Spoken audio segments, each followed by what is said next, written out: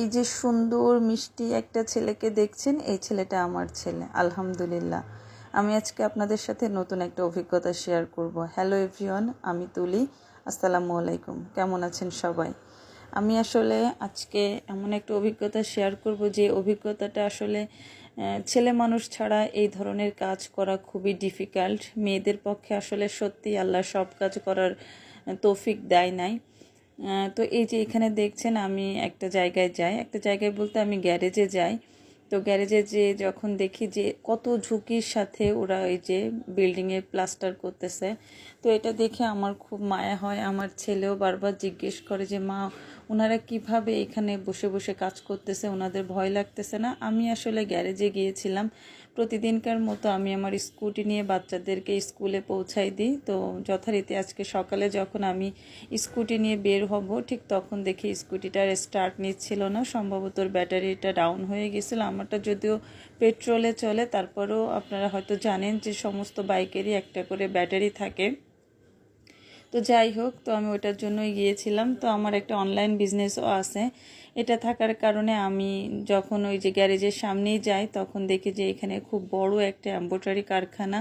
তো যেহেতু আমার বিজনেস আছে আর এই টাইপের প্রোডাক্টের সাথে কার্যক্রমের সাথে আমি রিলেটেড, তো এটার কারণে আমি ভাবলাম যে ঠিক আছে, কারখানাটা একটু ভিজিট করি। এই ধরনের কারখানা আমি আগে তেমন একটা ভিজিট করিনি, তো এটা আমার ভিজিট করতে খুবই ভালো লাগে। এটা অনেক বড় একটা এমব্রয়ডারির কারখানা। এখানে আপনার শাড়ি, থ্রি পিস, তারপরে পাঞ্জাবি, সব ধরনের এই যে গেঞ্জি, এক্সপোর্ট কোয়ালিটির যে গেঞ্জিগুলা বা গেঞ্জিতে লোগো করা, কোনো নাম এমব্রয়ডারি করা বা সুন্দরভাবে এগুলো এখানে করা হয় এবং খুবই রিজনেবল প্রাইজে এগুলো পাওয়া যায়।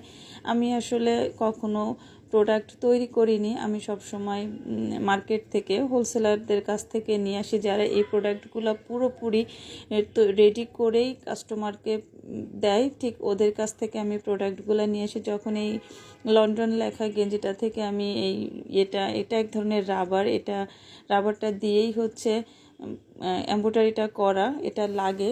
তো এখানে আমি সুন্দর একটা বাচ্চা মেয়েকেও দেখতে পাই। মেয়েটাকে দেখে আমার খুব মায়া লাগে যে তার মা কাজ করতেছে মেশিনে বসে বসে এবং বাচ্চাটা দাঁড়ায় আছে। তো এইটুকু ছোট বাচ্চা মার সাথে সারাক্ষণই এখানে থাকে, তার কারণ তার মার বাচ্চাকে রাখার মতো কেউ নেই।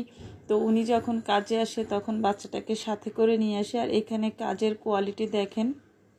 তো এটা হয় কি যে আমরা অনেক সময় এই এমব্রয়ডারি বা চিকেনের যে থ্রি পিসগুলো পরি, এই থ্রি পিসগুলো কিন্তু এই টাইপের কারখানা থেকেই মেক করা হয়। তো এই কাজগুলো দেখে আমার খুবই ভালো লাগতেছিল, আর আমি ভিডিওটাও করেছিলাম যে আমার হাজব্যান্ডকে দেখানোর জন্য। আসলে একটা কথা না বললেই নয়, ইপু আমার হাজব্যান্ড, ওকে ছাড়া আমি আসলে একেবারে আমার কাছে মনে হয়েছে যে অসহায়। আমি কোনো কাজ আমার নিজের করতে হয় না, সব সময় ও আমাকে প্রচণ্ড রকমের হেল্প করে। দেখা যায় যে যে কাজে আমাকে ওর হেল্প না করলেও চলতো, সেই কাজগুলোতেও সে আমাকে খুব হেল্প করতো। এর মধ্যে এসে দেখি যে গ্যারেজের যে ওনার, উনি আমার জন্য চা আনায় রাখছে। তো আমি চাটা খাইলাম। চাটা একটু ঠান্ডা ঠান্ডা হয়ে গেছিলো, কিন্তু চাটার টেস্টটা ভীষণ ভালো ছিল। তারপরে আলহামদুলিল্লাহ আমার স্কুটিটা ঠিক করে দিল, আমি বাসায় চলে আসলাম। তো সবাই ভালো থাকবেন, ধন্যবাদ। কেমন